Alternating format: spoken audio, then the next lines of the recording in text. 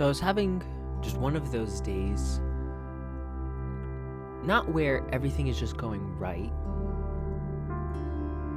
but I'm trusting that everything is going exactly as it's supposed to.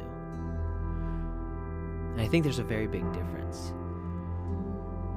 Because on one case, or in the first case, everything is going exactly how you expect, how you want it to, and you're feeling really good about it because you have that level of certainty that you know what's coming next and you're enjoying what's coming next. And on the other case, you have this ability to let the world do what it's going to do, right? Almost this surrender into uncertainty, because you don't know what's going to happen, you don't know what's going to change, but you trust that it's going to be okay. I admit I find myself often looking for control. I want to know, I want to have that certainty. I want to believe that everything is going to be okay, I guess. But the only times I really feel that way, like I really feel like everything's going to be okay, is as soon as I stop trying to control everything and I just let it go and I see what's going to happen. I had a lot of plans change the last few days. I had some plans that I made, some plans that had to get adjusted, some that even got canceled. But it all happened in this weird way that ended with a smile on my face at the end of the day, right? I still got to spend time with people that I enjoy spending time with. I got great workouts in. I moved my body around, which always feels good. That probably helped. I ate some delicious food. I'm semi-well rested. Actually today, probably not as much, which I gotta get going to bed because I have another fun day ahead of me tomorrow. Another fun week, really. And tangent aside, when I really think about it, what's most important to really focus on is that ability to enjoy not knowing what's coming next. And boy, did it take me a long time to even be aware of that lesson. I don't even want to say I learned it, because it's something I have to relearn every few weeks as soon as I get a little bit too comfortable. Sometimes I just need that reminder. Maybe this is your reminder that there's very little that we can control. And as soon as we stop trying to control the things we can't and just exist next to those things, we're going to have a much better time. I find myself more often than not these days being a bystander. And not in the way that I'm watching bad things happen. Actually, now that I think about it, I'm a bystander to a lot.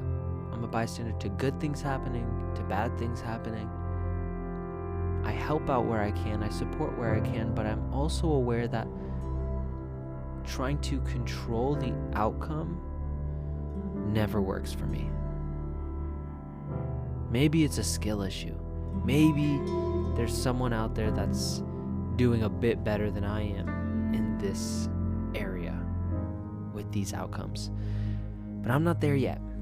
No, instead I've learned to sit back and realize that other people's actions, other people's desires and intentions are their own, right? They get to choose in the same way I get to choose. And I won't be offended by the choices they make. I won't be hurt by the choices they make. I often encourage people to do what's best for them first, right? When someone's talking to me about a choice they have to make or a decision and they want my advice, I often ask them what's best for you. Because if you're at your best already, if you're at 100%, chances are you're not going back and forth between a choice like that. Chances are you know in your heart exactly what you need to do, and you're going to do that.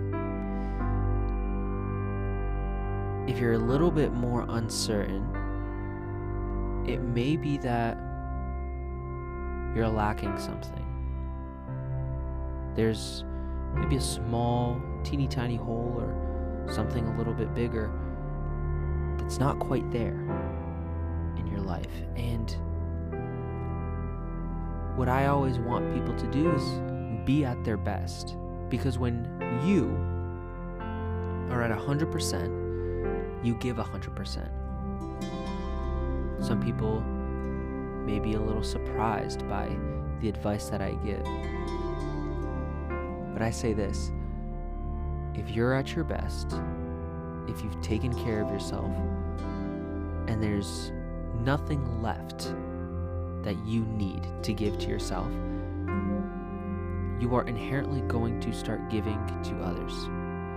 And so I know that when you're at your best, you're going to give me whatever you can, right? You're going to give me love. You're going to give me appreciation, validation, all the things that people might look for, right?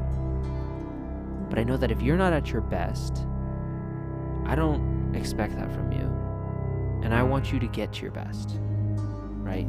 I want you to be at your best so you can give your time and your energy and your focus, because that's what most of us really want. In order to get that from someone else, we also have to be willing to give that to someone else. And in order to best give that to someone else, make sure you're at your best.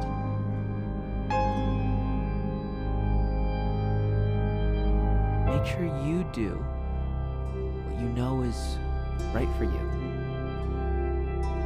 And maybe that means, for today, surrendering to the world, to what's happening, and accepting it as a part of today.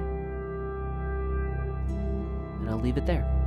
Until next time, just remember to always fill up with the love. And I look forward to seeing you in the next one. I love you.